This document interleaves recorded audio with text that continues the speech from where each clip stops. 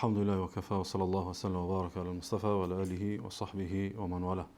Falëndrimet të nësita kujmet me Allah subhana, atë rosta ati përgjojmë që të rafdojë dhe të begoj dërgojnë i ti Muhammedin sallallahu alaihi wa sallam, familjen, shokët dhe gjithë umetin e ti të vazgjeda.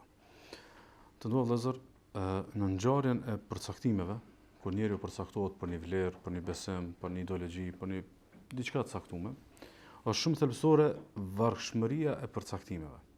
Vargshmëria e përcaktimeve. Janë disa përcaktime, ato shkojnë varg me tjetrën. Përcaktohesh te njëshi, ai pastaj e çel ullën për dyshin e kështu me radhë. Mungesa e kësaj vargshmërie shpesh ndodh që sjell kontradikta. Kur si kije varg përcaktimet, bindjet, idet, dogmat që i beson, nëse nuk i kerenit mirë, me gjas ka vjen një moment kur bëhet diçka domethënë kontradikt. Ndaj, në çka të vepër kena me pa tutje inshallah që saktësisht sot, domethënë ligjëratën e sotme, në çka të vepër i gjejmë disa domethënie, i gjejmë disa koncepte dhe disa rregulla që vijnë me çka ide, mu bë gati për vargshmërinë e mësimeve. Sikur sa autori na thot, kena mi marrë do mësime, kena mi marrë do çështje, do besime, mirë po duhet me investu fillimisht në diçka që me ndreq vargun, me ndreq rrjedhshmërinë. Mos me shkojmë mësu do mesele që janë për ty edhe për mua janë shumë qarta. Mirë po qartësia e tyne dikon mund të më lëkun nëse nuk i kena çto të ri sot që kemi mësuar inshallah.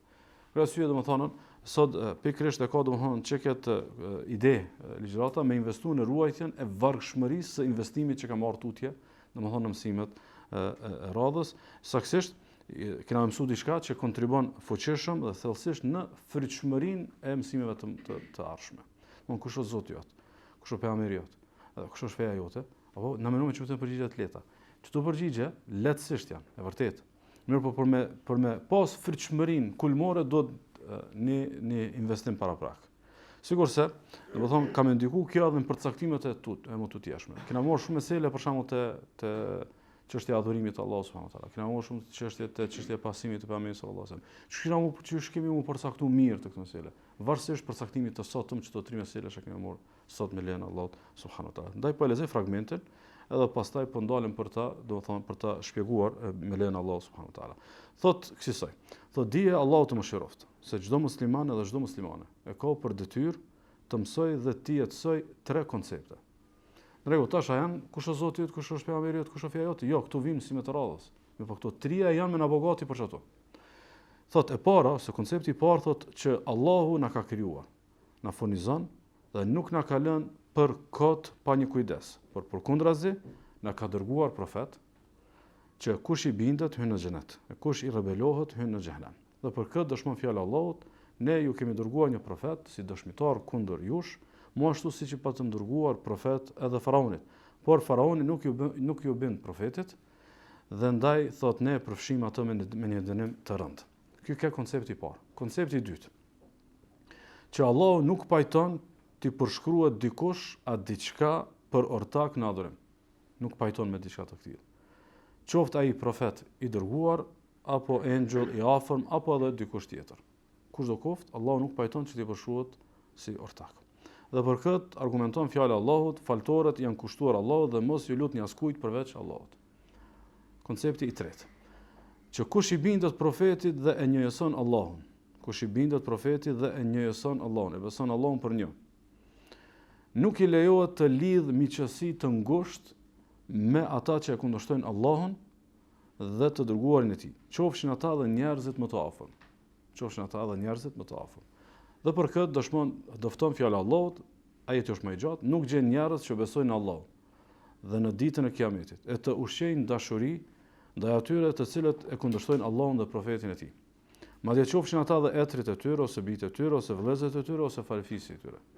Ai në zemrat e tyre, domthon këtyre çka, domthon janë përcaktuar sakt edhe nuk ushqejnë dashuri ndaj atyre të cilët janë kundërshtarë të Allahut dhe pejgamberit sallallahu alajhi wasallam. Ai në zemrat e tyre ka mbjell besimin dhe me shpalljen e vet i ka fuqizuar ata, dhe ai do t'i shpijë ata në kopshtet për të cilat rrjedhin lumej, ku do të qëndrojnë përgjithmonë. Allahu është i kënaqur me ta. Po edhe ata do të jenë të kënaqur ndaj tij. Janë të kënaqur se këta e kanë prish me dikan për me ndresh me Allahun. Pastaj thot, ata janë palë Allahut, e ata palë Allahut me siguri janë fitues. Çdo ndërlëzër i kanë tre koncepte. Koncepti i parë ka të bëjë me pohimin e qëllimit të ekzistencës. Allahu na ka krijuar, na furnizon, apo? dhe nuk na kalon kot. Kjo çka ka të bëjë me fjalë tjera, ka të bëjë me qëllimin e ekzistencës dhe ka të bëjë me pohimin e kuptim plotësisë së ekzistencës në saj të urtësisë së Allahut, që është urtësi absolute. Koncepti i dytë ka të bëjë me refuzimin e plotë të shirkut, edhe koncepti i tretë ka të bëjë mu përcaktu sakt, apo? Dhe pasi përcaktu është i sakt, mu distancu nga ata që janë përcaktu gabim. Ti je përcaktu sakt, pastaj distancohesh nga ata të cilët janë përcaktuar gabim. Kështu që fillimisht duhet më shpjegoni diçka. Konteksti kohor, politik, fetar e kështu me radhë. Kur është shkruar kjo vepër dhe kur ka vepruar domethënë ai davet ja asaj kohe, mundet me na animu shumë për me kuptu pse është kohën e domosdoshme me bëj këtë hyrje. Çfarë do të thonë? Ka pas në kohën e këtij daveti të tauhidit, kur ka filluar edhe është ringjall. Ka pas njerëz që e kanë pranuar konceptin e tauhidit për Allahun. E kanë pranuar konceptin e pasimit të pejgamberit sallallahu alajhi wasallam. E kanë pranuar konceptin e përkatësisë islame. Mirë, po mungesa e konceptit të tretë, domethënë këta tonë gabime kanë. Ose nëse unë i pranoj këto, bie që unë dal më tash prej ku kam qenë deri sot. S'ka pas guxim me e pranu rreshtimin. Mu rreshtu dikon tjetër. Ndaj autori sikur na thot, apo do më kuptosh ato tema mirë, tash do të më kuptosh se këto, nëse përcaktuar sakt i bie që dikon do të më distanco. A kuptot? Ose për shembull, nëse e kthemi fjala bie për shembull me kohën bashkëkohore, kontekstin ton. Për shembull, konteksti jon sot bashkëkohor, goxha shumë e bën me pesh këtë hyrje, këto tri koncepte. Për çfarë arsye? Për shembull, e para pohimi i qëllimit të ekzistencës dhe i kuptim plotësisë së saj, urtësinë e krijuesit dhe dërgimin e profetëve. Për shembull, çka sot kriza e defetarizimit në kohën bashkëkohore.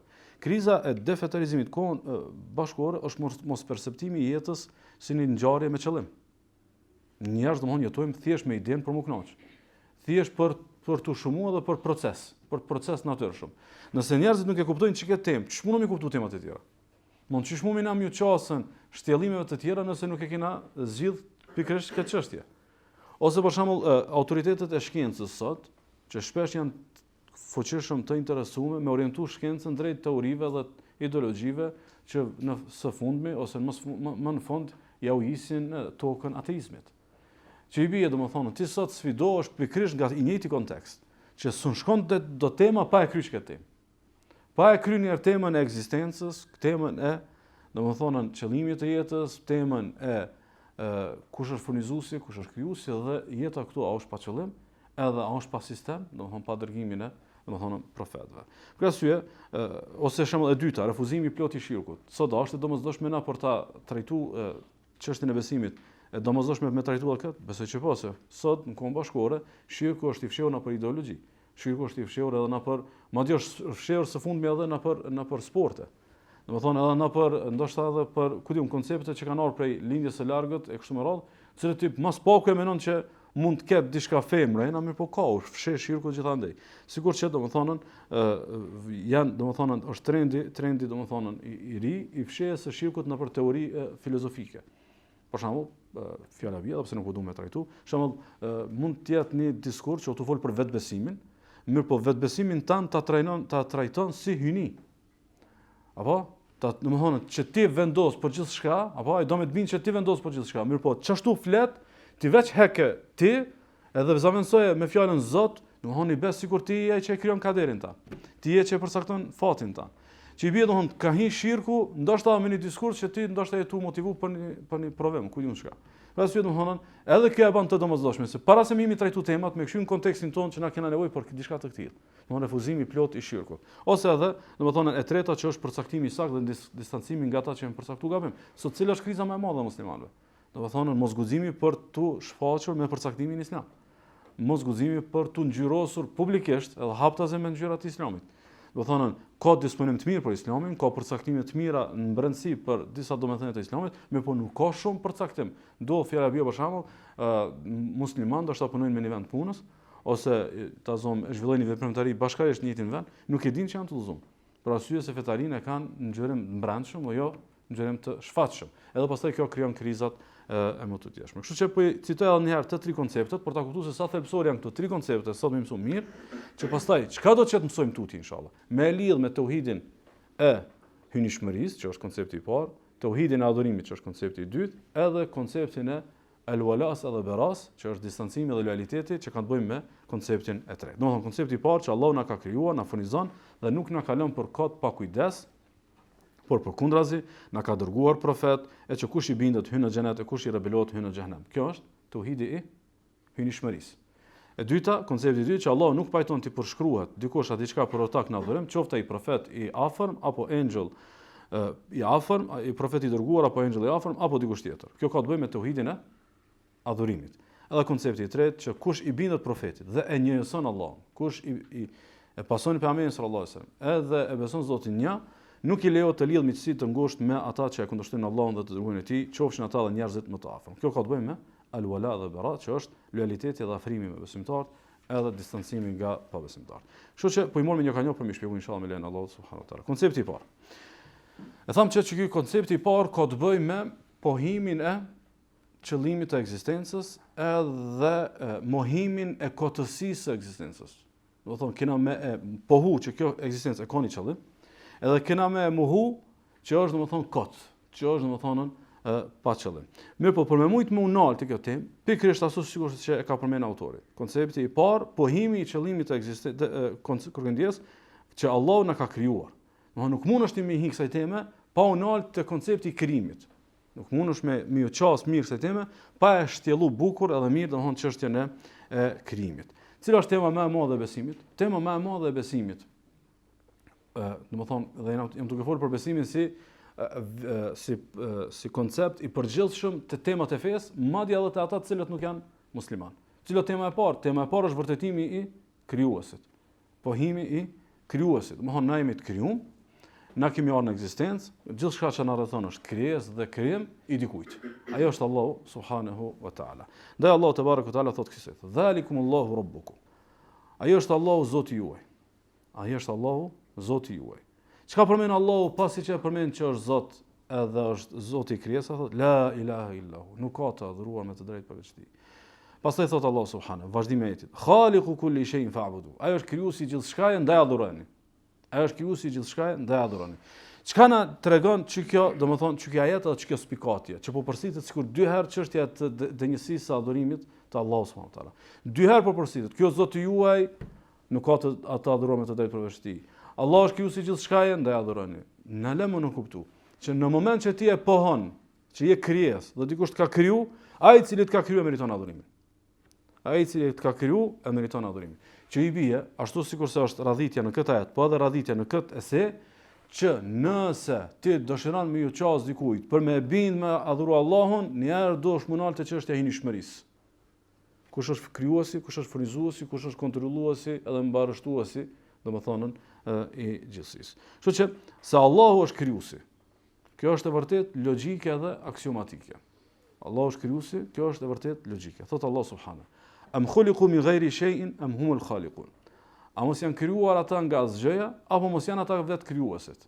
A mos janë krijuar ata nga asgjëja apo mos janë ata vetë krijuesit? Që ky ajet kuranor neve na nxjerr para një të vërtetë. Që ky debat ose ky shtjellim na nxjerr përpara tre mundësive, tre opsioneve.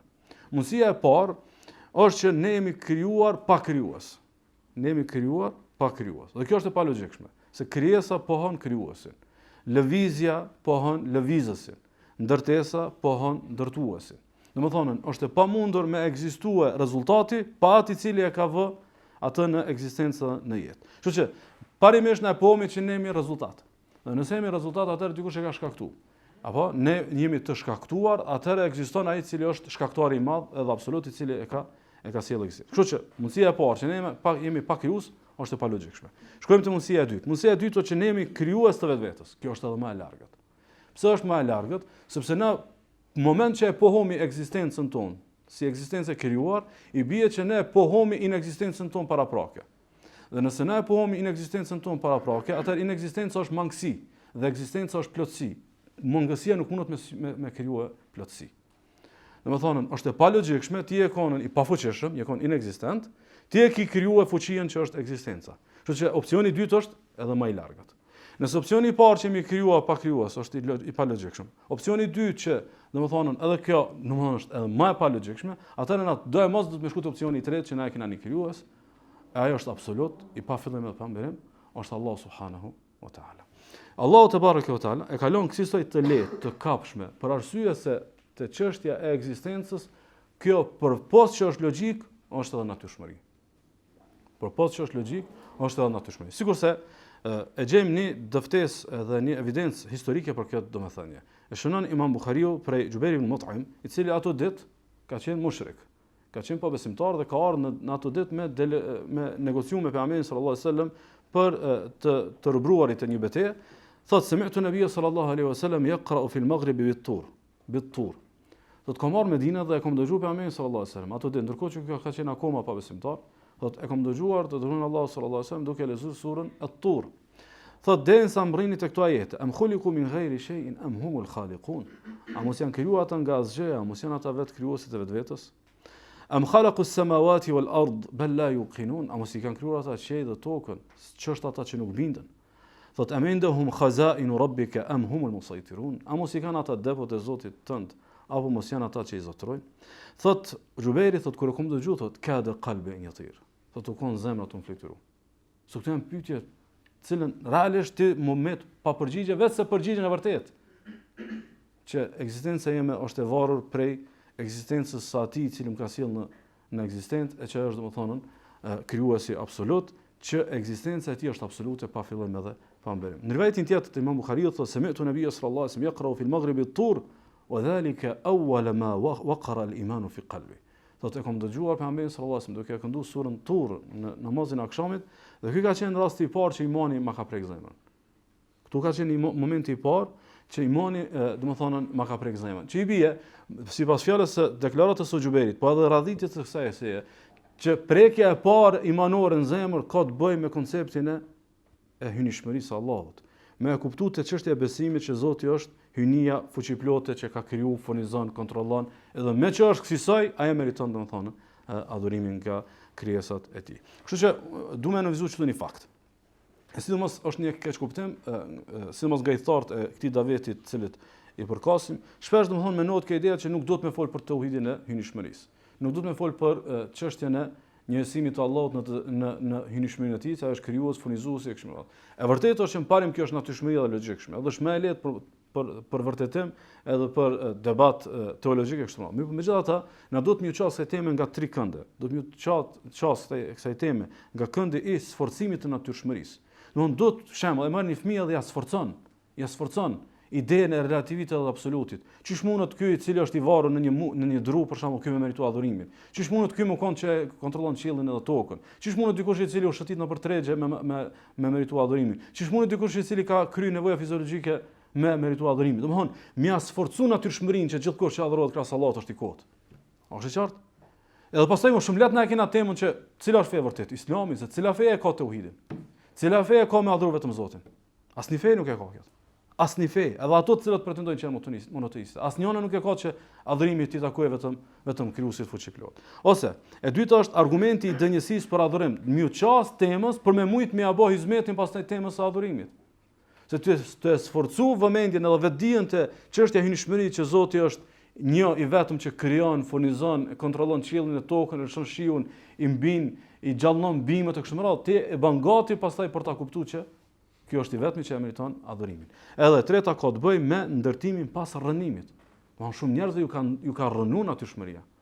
Shumë njerëzve ju ka rrënu e logjikshmja. Edhe do për këtë asim e kës, sidomos në vendet e tona që ka domethënë trende të përhapjes së ideve të kufrit që kanë të bëjnë të mohimit, do thotë të mohimit të ekzistencës së Zotit e kështu me radhë, dhe të këtij devimit që është së fundmi më i fuqishëm sa të kaluam i zhveshjes prej fesë. E kështu me radhë, duhet munal edhe te kjo temë për këtë arsye që më sforcu domethënë edhe nga ky aspekt që më ndërtu diçka sha u rrënu. Parimisht nuk do të duhet të ishte rrënuar, mirë po fatkeqësisht domethënë kemi rrënim. Kështu që koncepti i parë është që Allahu na ka krijuar edhe na furnizon. Pyetja e logjikshme. Pse po përmendet furnizimi, më njëherë mos i po përmendet krijimi?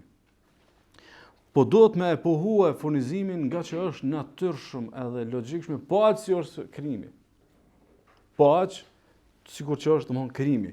Nëse ti e kuptove se fillimi i ekzistencës e paska këtë logjik që u dash dikush me shkaktu, atëherë jeta sot e jote e përditshme.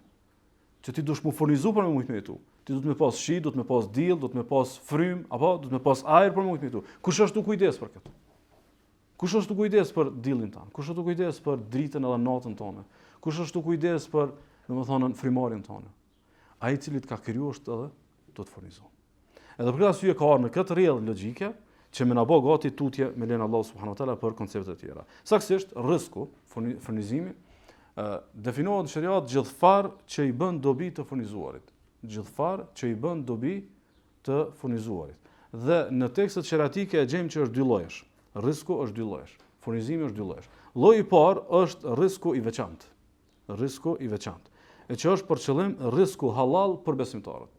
Rrezku halal për besimtarët që nuk i kushton në ahiret. Rrezik i veçantë kjo. Me të begatu Allah me pas diçka e cila nuk të bën dëm në ahiret, nuk të kushton në ahiret. Thot Allah subhanahu: "Qul man harrama zinata Allahi allati akhraja li ibadihi wat-tayyibati min ar-rizq." Thuaj kush ja ka bë haram njerëzve, robëve të Allahut azza wa jall, kush ja ka bë të ndaluar bukurit, stolit, rrobat, edhe kush ja ka bë të mirat prej rrezikut, domthonë ushqimet. Çto është për qëllim rreziku i veçantë. Është për qëllim rreziku i veçantë. Dhe lloji i dytë është rreziku i përgjithshëm, furnizimi i përgjithshëm, që është gjithfar që mbarvahet trupi dhe jeta. Gjithfar që mbarvahet trupi dhe jeta, pa marrë parasysh a është halal, a është haram. A është për besimtar, a është për pabesimtar. Dhe në këtë domethënie është fjala Allah subhanahu wa taala: "Wa ma min dabbatin fil ardi illa 'ala Allahi rizquha." S'ka krijesë në tokë vetë se Allahu garanton për rrezikun e tij. Vetë se në përgjithësi dhe në çështjen e Allahut është domethënë ti furnizoj krejt domethënë krijesat. Për arsye njerëzit nuk mund të pretendojnë që gjithçka që i vjen e ka halal se Allah e garanton. Jo. Ky nuk është rreziku i domethënë i veçantë. Rreziku i veçantë është veç kur e fiton me halal edhe merr me halal edhe harxhon me halal. Ndërkaq kjo që mbarvon jetën mund të mohon me halal dhe me haram. Tash është e rëndësishme me kuptu. U përmend krijimi. Pastaj u përmend furnizimi. Çfarë përmend në tutje pas kësaj? Po thot në këtë varg e që është jashtëzakonisht logjik, po thot dhe nuk na ka lënë për kot në këtë ekzistencë. Ky që është i plot fuqishëm e kriju. Edhe ky që na furnizon atë kujdeset. A na lën neve kot në këtë ekzistencë? Thot dhe nuk na ka lënë për kot pa një kujdes, por përkundrazi na ka dërguar profet e që kush i bindet hyn në xhenet e kush i rebelohet hyn në xhenem. Sikurse na thot, kujdesi më i madh i Allahut për krijesat e tij është feja. Kujdesi më i madh i Allahut për njerëzit është për udhja e tyre në udhëzim. Kujdesi më i madh i Allahut për njerëzit është dërgimi i profetëve. Do thonë, ky Zot i plotfuqishëm krijon, furnizon, kujdeset për frymën tonë e nuk kujdeset për atë që është më e madh sa këtë kjo. E rëndësishme për me mujt me kuptu. Jeta nuk është e paqëllimt, apo? Edhe kjo më tash është krejtësisht një vërtet që na duhet me konsultuar që është lehtë për me kuptu. Qysh është e lehtë me kuptu që jeta nuk është paqëllim? E para. Ti pse i beson Zotit? I beson Zotit se është absolut. I beson Zotit se është absolut. Nuk është kjo një zgjedhje vullnetare. Po duhet dikant me besu për Zot. Jo, domthon ki me besu çka është absolut. A mundet më konë absolut? A mundet më konë absolut? Nëse nuk është i përkryer në krejt veprimet e tij. Nuk mundet më konë. Nëse është i mangët, nëse e zë gjumi, a është Zot? Nuk është Zot. Nëse harron, a është Zot? Nuk është Zot. Po nëse krijon për me lujt, a është mangësi kjo? Kjo është mangësi. Ndaj i bie që nëse na e pohomi dhe besojmë që është absolut, atëherë i bie që këtë që ka kriju, nuk e ka kriju për këtë. Përderisa po e beson që është absolut, atëherë besoje që urësia e tij është absolute dhe kjo nuk mundet mu pranu ndryshe, vetë se edhe ekzistenca e krijesave të tij është me një urësi absolute. E të qenet me një urësi absolute, i bie që jeta e ka një qëllim. I bie që jeta e ka një qëllim. Tash, merrni si rregull një jetë për me kuptu, pastaj për me kuptu konceptin e Zotit. Sa më i përkryer që je, zhveshesh nga kotësia. Sa më i përkryer që je, zhveshesh nga kotësia. Për marrni një shembull shumë thjesht, edhe pse vini për shembull të tjerë, mirë po thjesht po duhet të thjeshtu. Për shembull, nëse dikush udhton me një linjë të fluturimit ajror, edhe nuk e di pse në atë linjë. Apo? A ka logjikë? A mund e menon ti një njeri të arsyeshëm këtë?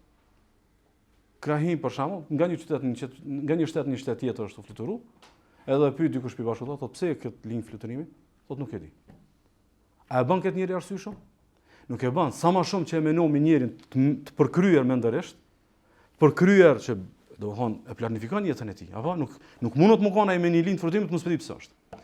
Tamam. Nëse na nuk e mendomi një njeri të arsyeshëm që hyp me një linjë fluturimit pa e ditë pse ka hyp aty. Edhe pa e ditë ku të shku. Atë çmujmë me menu ekzistencën kësaj. A është e qartë? E tamam. Nëse dikush hyn me një linjë fluturimit, mirë po ja ka kushtimisht thënë, ja ka rezervuar dhe ja ka paguar fluturimin dikush. Ky dikushi, a mund të më qenë i arsyeshëm nëse pa qëllim ja ka paguar një bilet fluturo, ndroj kontinentet, thjesht. Edhe ky nuk është i arsyeshëm pastaj. Tamam. Na jena me një kushtimisht thënë linjë fluturimit, kina në ekzistencë. Nëse na nuk e dimi pse jena, kjo është mangësia jonë. Amo ai që na ka prunë nuk mundet në asnjë rast më koni mangët. Ai është Allah subhanahu wa taala. Ai është absoluti te bareke ve taala që padyshim e ka ditë edhe di edhe ka caktuar një qëllim pse ne jena këtu. A e kuptuat? Domethënë shumë e thjeshtë me kuptu që jeta e ka një qëllim dhe ky qëllim është përcaktuar nga ai i cili na ka kriju dhe nuk është e mundur. Ai më kon absolut edhe më na lën neve domethënë kot. Na ka kriju, na furnizon, nuk na kalon kot. E nëse nuk na kalon kot, atëherë vjen një rrjedhë tjetër logjike. Cila është rrjedha tjetër logjike? Nëse na jemi në këtë botë, kjo është çështja e dytë që është mirë me kuptu. Nëse na jemi në këtë botë me një version të ekzistencës ku funksionon vullneti jonë. Na jemi me një version të ekzistencës, ka versione të ekzistencës. Na e dimi se versioni jonë, qysh na jemi si njerëz, funksionon vullneti jonë. Ne nuk jemi engjëj, nuk jemi djaj, ne jemi njerëz. Dhe shka është karakteristikë e jetës së njerit, është domethënë prania e vullnetit si mundësi, jo si formalitet. Vullneti jonë është mundësi. Nëse ka vullnet, atëherë i bie që ka mundësi me bë mirë, ka mundësi me bë keq. Ka mundësi me bë dëm, ka mundësi me bë dobi. Ka mundësi me bë drejtësi dhe ka mundësi me bë padrejtësi. Atëherë, nëse ky Zot, te bareke ve taala, krijon mundësi, furnizon mundësi, edhe jetën e ka bën urtësi. Atëherë a mund të jetë kjo urtësi e plot nëse s'ka llogari për veprimet e tona? S'është e plot atëherë. Sa atëherë bie bëjmë çfarë duam, apo? Edhe në fund kurkush nuk shpërblet, kurkush nuk dënohet. Kurkush nuk shpërblet, kurkush nuk dënohet. Dhe kjo nëse i shpohu, i shkon mangësi për atë i cili ka sjellën një në ekzistencë. Dhe nuk mundina me pohuni gjë të tillë se kjo bën dash pastaj me pranimin e Zotit. Ti e pranon se është absolut. E pranon Zotin sepse domethënë është absolut. Ndaj Allah subhanahu wa taala thot: "E fa hasibtum annama khalaqnakum abatha wa annakum ilayna la turja'un." A mos mendoni ju që ne ju kemi krijuar kot dhe ju nuk do të ktheheni tek ne? Pasi që e mohon Allahu mundsinë që ekzistenca të jetë kot, më njëherë përmend kthimin tek llogaria, se këtu shkojnë logjikshëm bashk. S'mundesh më konën me qëllim dhe me vullnet, edhe mos me pasën ekzistenca një ditë llogarisë me mor shpërblimin ose me mor ndëshkimin. S'mundet, s'ka logjik. Dhe në diçka që është e palogjikshme, për logjikën tonë, që është mundet të mund të pranueshme për urtësinë absolute të Allahut subhanahu wa taala. Kështu që Allahu as nuk na ka kriju kot, as nuk na ka lënë pa llogari. A ka diçka që pastaj do të mos do të më konë edhe logjikshme si rrjedh? Është pikërisht këtë fjali. Në diçka që s'ka, nëse e pranon ti ekzistencën me qëllim, e pranon ditën e llogarisë, duhet me pranon të tretën patjetër. Cila është ajo? Dërgimi i profetëve. Qysh më mor mund llogari pa ma dërguar një profet i cili më kallzon çish më vepru. Qysh më dëshku pa më kallzuar çka i dhënon edhe çka pajton. Kështu që në moment që ti e pranon ekzistencën me qëllim, ki më pranuar ditën e llogarisë. Në moment që e pranon ditën e llogarisë, do të më pranuar dërgimin e profetëve, se kjo shkon rrjedh logjikshme. Nuk është e mundur Zoti më kon kaq i drejtë, edhe me dënu, edhe me të ndëshku, pa të kallzuar ty me çka kënaqesh, edhe me çka kënaqesh edhe me çka i dhënon. Edhe qysh me ta kërkua adhurimin, nuk ka dërgu profet për me të kallzuar qysh me e adhuru Allahun subhanahu wa taala. Ndaj dërgimi i profetëve është rrjedhë e logjikshme e krejt koncepteve themelore të besimit. E krejt koncepteve themelore të besimit. Cila është urtësia e dërgimit të profetëve? Është domethënë udhëzimi i njerëzve. Është udhëzimi i njerëzve. Ndërkaq synimi i dërgimit të profetëve është bindja ndaj tyre. Nuk janë dërguar ata thjesht për me kry punë, po ata me kry punë, ndërkaq na me ju bind, sikur se thot Allah subhanahu, "O ma arsalna min rasulin illa li yuta'a bi idhnillah." Nuk kemi dërguar ndonjë profet vetëse që njerëzit më ju bind. Vetëse njerëzit më ju bind, domethënë këtyre profetëve. Që kjo bindje ndaj profetëve, a është bindje vullnetshme, vullnetare, do më ju bind, s'do më ju bind, a është e patjetërsueshme. është e patjetërsueshme se nuk mundet mu kon diçka që rezulton me xhehenem, mos realizimi i saj, ajo mu kon punë vullnetare. Është qartë? Edhe nuk mundet mu konën i varur shpëtimi yt i amshimit, edhe ajo mu kon punë relative. Është absolutisht e kërkuar. Është absolutisht e kërkuar. Ndaj, domethënë, ne duhet me besu fuqishëm këtë çështje që pasimi i profetëve është me rezultat. Mos pasimi është me rezultat. Cili është rezultati? Thot Allah subhanahu wa man yuti illaha wa rasulahu yudkhilhu jannatin tajri min tahtiha al-anhar khalidin fiha. Kush i bindet Allahut dhe kush i bindet të dërguarit, thot këta hin xhenetet e Allahut në të cilat rrjedhin lumej, do të jenë përgjithmonë aty. Sikur se thot Allah, "O man ya'si Allaha wa rasulahu wa yata'adda hududahu yudkhilhu naran khalidan fiha." Kushdo që nuk i bindet Allahut, rebelohet ndaj Allahut dhe ndaj të dërguarit të tij dhe i kalon kufijt, e shtë Allahu në zjarrin e xhenemit përgjithmonë ka mëkon aty. Dai dur Allah sallallahu alaihi wasallam në hadith që shënim Buhariu Muslimi për Buhariut ka thënë kullu ummati yadkhuluna al-jannata illa man aba. Krejt ummeti im, krejt njerëzimi tek të cilët jam dërguar kanë me hyrë në xhenet, përveç kush refuzon me hyrë në xhenet. Edhe i kanë thonë ja Rasulullah, wa man yaba. Ka thonë kush është ai që refuzon? Thot man ata'ani dakhala al-janna wa man asani faqad aba. Kush më bindet mu hyn në xhenet. Kush më rebelohet, domthon hyn në zjarrin e xhenemit. Domthon kjo është mesela e prerë. Këtu nuk ka domethënë në diskutim, pe pranoj hynshmërinë e Zotit, po s'pe pranoj të dërguarit. E pranoj konceptin e fesë, po nuk e pranoj me murrështu pas një profeti arab të dërguar në shkretir. Domethënë Zoti e ka dërguar, ti ki murrështu, kimi u bind, e fiton xhenetin. Filozofan edhe del matematika të tjera, ka xhehenem edhe për këtë, domethënë për këtë përcaktim. Kështu që është e rëndësishme një përzgjedhje shumë interesante këtë se e ajetit. Keni vëmendjen? E ka përmend një evidencë historike për këtë me këtë konceptin e pasimit të profetëve. Thot Allah subhanahu: "Inna arsalna ilaykum rasulan shahidan alaykum kama arsalna ila fir'auna rasula." Ne tek ju o Kurajsh, edhe tek njerëzimi tutje, e kemi dërguar një profet që është dëshmitar kundër jush. Domethënë fakti që nuk e pason është dëshmitar kundër teje. E kemi dërguar një profet që është dëshmitar kundër jush, ashtu sikur se i kemi dërguar faraonit të dërguar. Fa asa Fir'aunu ar-rasula fa akhadhnahu akhdhan wabila. Dhe faraoni vendosi me u rebelu profetit dhe ne dënuam me një dënim të ashpër. Çka na thot? Ku është poenta e këtij ajeti pikërisht te kjo temë? Sikur domethënë na thot. Ky është qëndrimi i profetit kur këndes. Ky është qëndrimi i faraonit ndaj profetit, ky është funi i tij. Ky është qëndrimi i tij, ky është funi i tij. Ndërmjet faraonit edhe Kurajshve, edhe ndërmjet Kurajshve edhe neve ka shumë distancë kohore. Apo? Ku është esenca e distancës kohore? Esenca e distancës kohore është me na tregu se këto janë zakonet edhe ligjet e Allahut. Kush nuk i bindet pejgamberëve ka mund të shku. Domethënë, mes teje dhe faraonit janë kaq shumë vjet, domethënë çka kjo ligji i Allahut. U konte populli faraonit, u kon pastaj te Kurajshët ka më ekzistuar deri në gjykimin. Kush nuk i bindet pejgamberëve? Kush nuk i bindet të dërguarit që është dërguar tek ai? Domethënë ndëshkohet nga Allahu subhanahu wa taala, është i kërcënuar me ndëshkim hinuar. Çka thot Allahu subhanahu wa taala në një tjetër për këtë azim me faraonin? Thot wa haqa bi ali fir'auna su'ul adhab. Thot ne ja dërguam faraonit edhe njerëzve të vet dënimin e rënd. Është fundosja. Kjo është në dynjë. An-naru yu'raduna 'alayha ghuduwan wa 'ashiyya. Dhe ata mëngjes dhe mbrëmje ekspozojnë zjarrit, është dënimi i varrit. 2 herë në ditë i ekspozojnë zjarrit tu kon varr, imagjino që sa ka ndodhur kjo ngjarje. Që sa janë fundos populli faraonit, si ka mbin Musa alayhis salam, deri në kiamet sabah akşam kanë u dënu. Thot: "Wa yawma taqumu as-sa'atu adkhilu ala fir'auna ashadda al-'adhab." E kur të bëhet kiameti, Allah i thot engjëjve, merrni tash njerëz të faraonit edhe shtini në dënimin më të ashpër.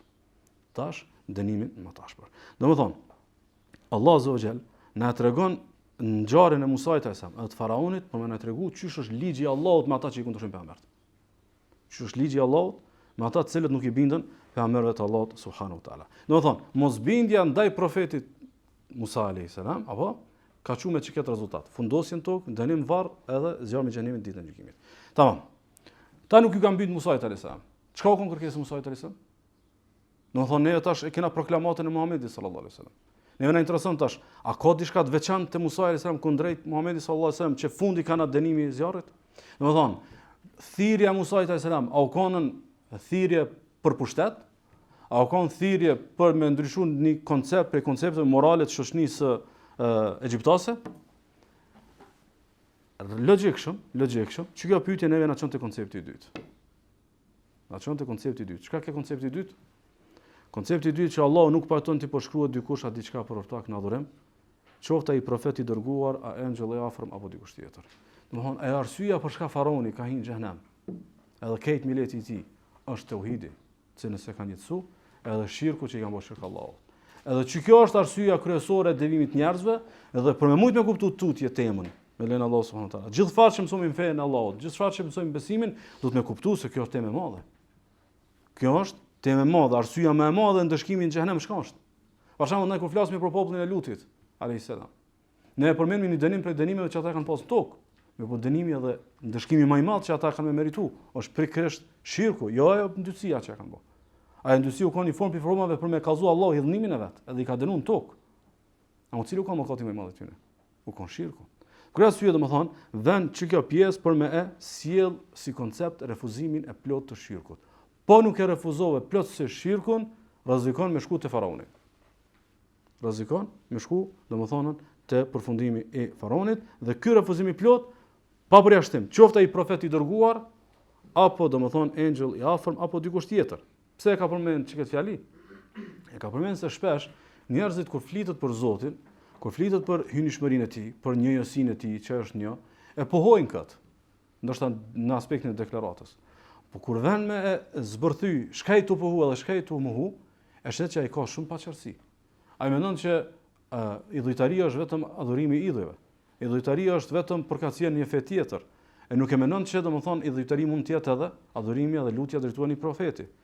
Adhurimi edhe lutja drejtuar një engjulli. E konsideron këtë sikur është kjo e përjashtuar, ose e konsideron sikur është një formë më e lehtë e trajtesës, ndërkaq adhurimi kujt tjetër krahas Allahut ban bashkë me edhe atë mushrikin që ka qenë para 4000 vjetëve. Edhe me atë i cili ndoshta ka adhuruar këtë diçka tjetër. E rëndësishme nuk është adhuruar Allahu subhanahu wa taala, është adhuruar dikush tjetër dhe nuk është njësu Allahu subhanahu wa taala në adhurim. Kështu që nëse është një koncepti poshtë ka hynishmëria e Allahut. Nëse është një në hynishmërinë e tij, vetëm ai krijon, vetëm ai furnizon. Edhe ai ka përcaktuar qëllimin e jetës, atëherë padyshim është një edhe në të drejtën e tij për të adhuruar. Këtë kjo është një rrjedhë logjike për me na pru që, domethënë, kjo është shumë e logjikshme edhe shumë e drejtë.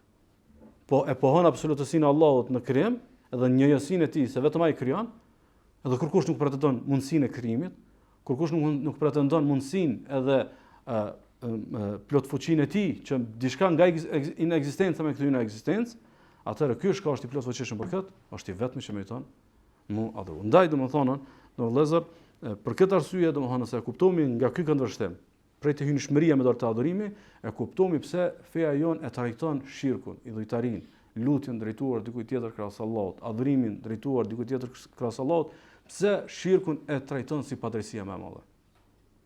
Se është padrejësia e madhe, domethënë kjo shumë e vërtetë është, shumë e qartë është, shumë e lehtë më kuptu, shumë aksiomatike. Edhe pastaj këtë përcaktuar dikun tjetër, kjo është zullum i madh.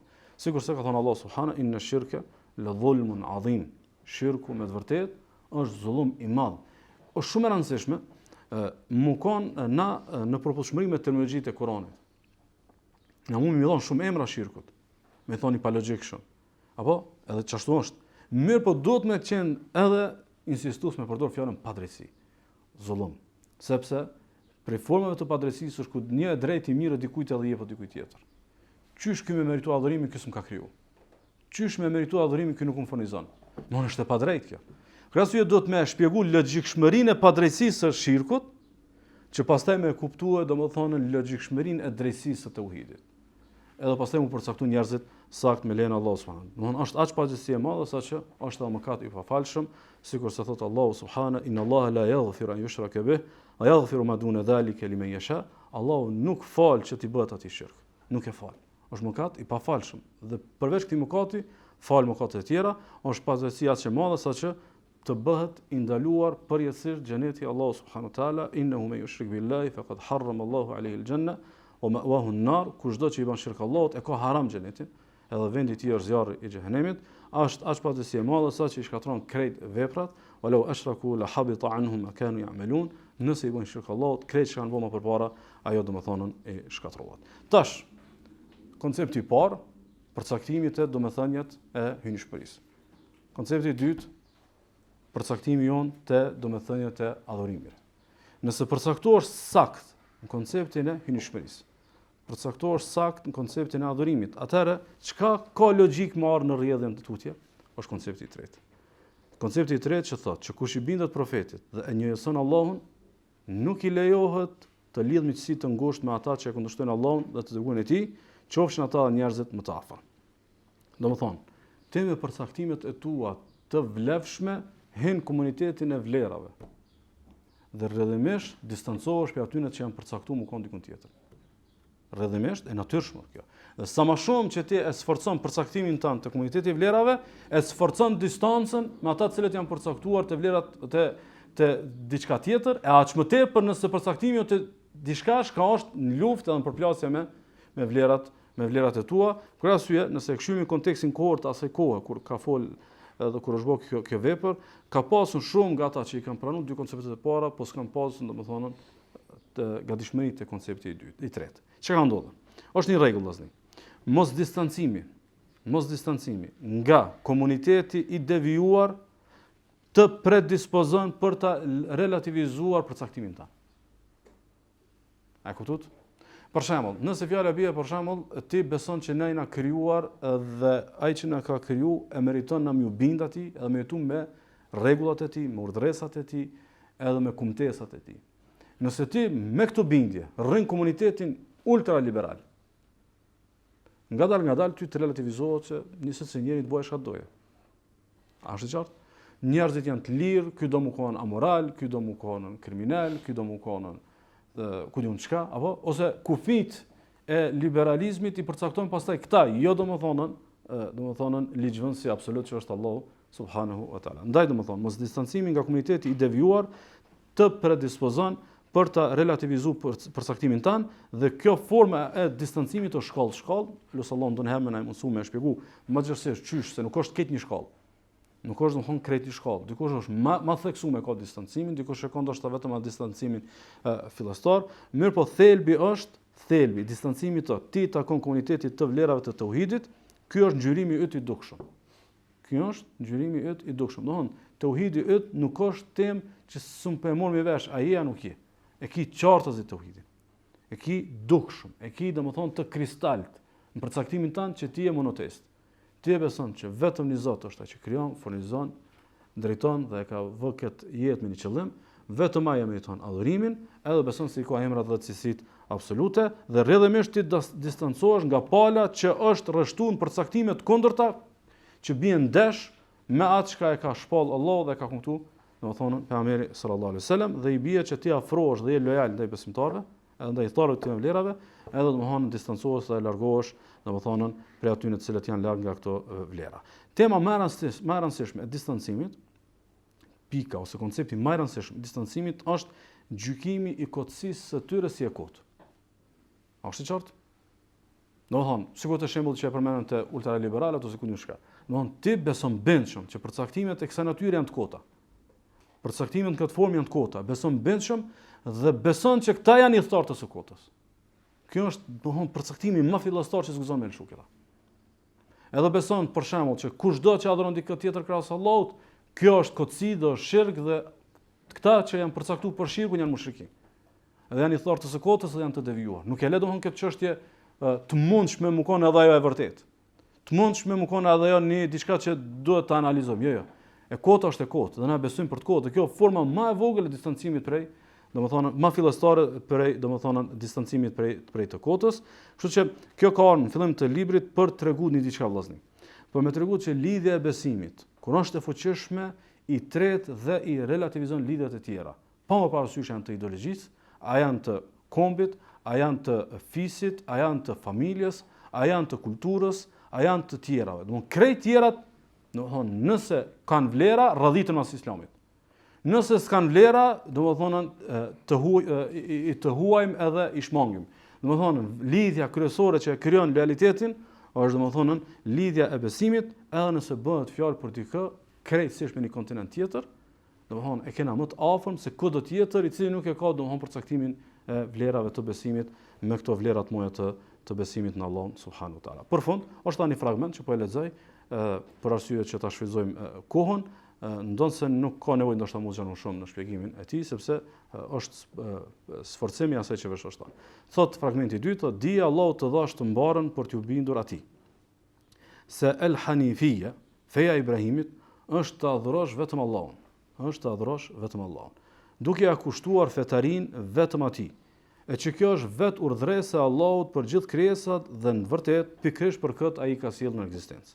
Ashtu siç Allahu ka thënë, gjendët e njerëzit kam krijuar vetëm që të më adhurojnë. E në këtë ajet, që të më adhurojnë, do të thotë që të më njëjësojnë. Urdhresa më e madhe që ka urdhëruar Zoti është tauhidi, që është veçimi i Allahut me adhurim. Dhe ndalesa më e madhe që Allahu e ka ndaluar është shirku, që përbën adhurimin dhe lutjen kushtuar dikujt tjetër krahas Allahut. Për këtë dëshmon fjalë Allahut, adhuroni Allahun, mos i përshkruani kurrë ndonjë ortak atij. Domethënë el hanifia, që nocion është nocion, me historikun që lidhet me Ibrahimin a.s. Për arsye se Allah subhanahu wa taala në Kur'an e ka quajtur Ibrahimin me këtë emër, edhe proklamatin e tij me këtë emër. Sikundër që edhe para paraqitjes së pejgamberit sallallahu alaihi wasallam si profet, është përdorur ky term që ka konsistuar në monoteizmin. Ka konsistuar në monoteizmin. El Hanif në gjuhën arabe është i shmangur. Sepse baza e përcaktimit të Ibrahimit a.s. edhe i thtarëve të tij ka qenë shmangja nga shirku. El Hanif, domethënë i shmangur që i bie është shmangur nga, domethënë shirku sigurisht ka kuptimin e i drejtuar, që është drejtuar ka Allah duke u shmangur, domethënë nga të tjerët krahas Allahu subhanahu wa taala. Thot Allah azza wa jalla kur flet për Ibrahimin, thot inna Ibrahima kana ummatan qanitan lillahi hanifa wa lam yakun minal mushrikin. Në të vërtetë Ibrahimi ka qenë ummet, ka qenë shembull, ka qenë prijes për mirë, ka qenë i bindur ndaj Allahut dhe ka qenë hanif. Domethënë i shmangur. Wa lam yakun minal mushrikin. Dhe nuk ka qenë prej, domethënë idhujtarëve. Që i bie që esenca e atribuimit tek Ibrahimi alayhis salam është tauhidi.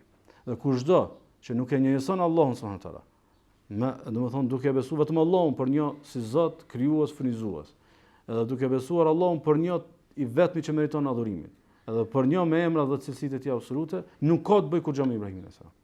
Nuk ka të bëj. Krahasoj është e padrejtë, domethënë edhe atribuimi që i bëhet domethënë nga shumë fe që pretendojnë që janë monoteiste, që mendojnë që janë abrahimike në kuptimin që e kanë rrjedhën e parë prej të Ibrahimit alayhis salam, mirëpo përderisa nuk e kanë tauhidin, tezën më të madhe, konceptin më të madh të Ibrahimit alayhis salam, i bie domethënë që s'kan kurrë me Ibrahimin alayhis salam. Te që kjo pjesë në vëllezër është një domethënie që fshihet. E që kisha pasur dëshirë fuqishëm t'ju ngele gjatë trajtimit të librave ose këtij libri dhe librave të tjerë të potnjëtit autor. Ktu fshihet një domethënie. Pse e përmend çështjen e adhurimit me fenë e Ibrahimit alayhis salam? Pse e lidh veçimin e Allah subhanahu wa taala me Ibrahimin alayhis salam? Pse nuk e lidh vetëm me këto fakte logjike që është logjikshme që do të më adhuroj vetëm Zoti, apo? Pse do të domosdoshmë me kthyer në një kontekst historik? Arsyeja është se sigur do më na thon diçka autori. Sigur do më na thon që ky davet nuk ka nis me mua. Ky davet nuk është i një lëvizje. Ky davet nuk është i një sekte. Ky davet nuk është i një grupimi shoqëror. Ky davet ka nis me pejgamber të Allahut. Këtë pejgamber të Allahut e kanë pasur që tu më i pru. Kështu që ata janë flamurtarët, na jemi pasuesit. Kush janë flamurtarët e tauhidit? Janë pejgamberët e Allahut subhanahu wa taala. Na jemi thjesht pasues, thjesht kumtues, thjesht jemi duke shpjeguar dhe zbërthy. Domthon kur themi ne krej çka kemi marrë mos pejgamberëve. Qoftë diktator, qoftë dikush nxënës si na, pa më parasysh çfarë gjendje mund të jetë, ai nuk është as nismëtar, as lavrues që e ka lavruar këtë tokë. Domthon konceptin e tauhidit e kanë pru me shpalljen e Allahut subhanahu wa taala, domthon pejgamberët e Allahut te barekuhu teala. E çka është esenca, baza dhe kryetema e davetit pejgamberëve, e pastaj edhe e pasuesve tyne, e jonë edhe juvja, është që udhëresa më e madhe është tauhidi. Ndalesa më e madhe është shirku. Kështu që tauhidi është ta besosh Allahun një në hynëshmërinë e tij, që Allahu është krijuesi, furnizuesi dhe s'ka dikush tjetër përveç tij. Ta besosh Allahun subhanahu wa taala që është një në të drejtën e tij për të adhuruar. Askush nuk e meriton adhurimin, askush nuk e meriton lutjen, askush nuk e meriton namazin përveç Allahut subhanahu wa taala, dhe ta besosh se Allahu është një dhe absolut dhe i përkryer në emra dhe cilësitë e tij, dhe askush nuk është sikur Allahu në emra dhe cilësitë e tij. Çka është shirku? Ti përshkruash ortak diçka apo dikë në këto që janë veçantitë e Allahut. Ti përshkruash Allahut ortak në diçka prej këtyre që është veçanti e Allahut, në hynëshmërinë e tij, në adhurimin e tij apo në emrat dhe në cilësitë e tij. Elos Allahu subhanahu wa taala me na frymëzu për me nejt në rrugën e tauhidit derisa ta takojmë Allahun subhanahu wa taala, edhe na rujt Allahu prej shirkut. Sallallahu alaihi wasallam wa baraka ala nabiyina Muhammad.